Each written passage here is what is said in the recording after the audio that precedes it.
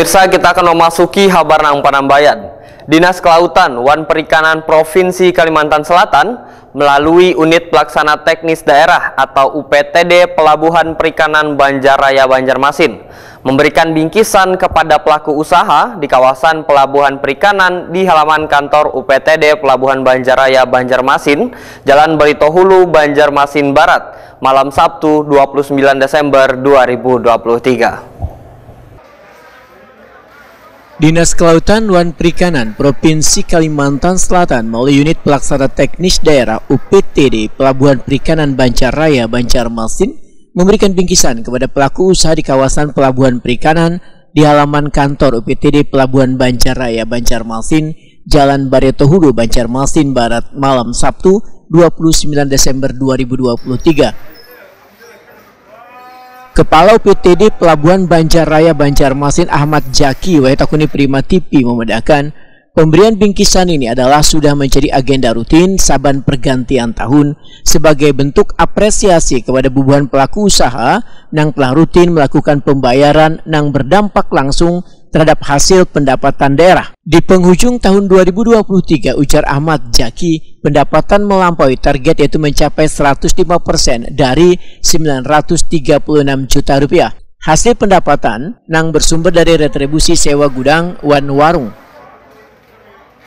Ahmad Jaki berharap pelaku usaha terus rutin membayar retribusi tepat waktu hingga nantinya target bisa mencapai 1 miliar rupiah. Jadi alhamdulillah pada malam hari ini kita ada penyerahan macam bingkisan untuk kepada pelaku usaha yang penyewa untuk tempat gudang dan lain sebagainya yang ada di pelabuhan perikanan. Jadi mereka itu yang rutin bayarnya, artinya mereka tidak menolak dalam pembayaran, dan itu merupakan sumber gadi bagi pelabuhan perikanan Banjarmasin.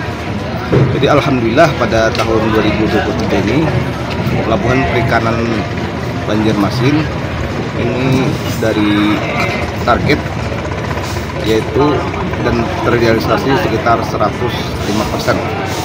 Jadi dari target PAD-nya sekitar 936 juta untuk di tahun 2023 ini sudah tercapai. Dari target sekitar 5% lah lebihnya dari pada saat itu, sekitar 105%.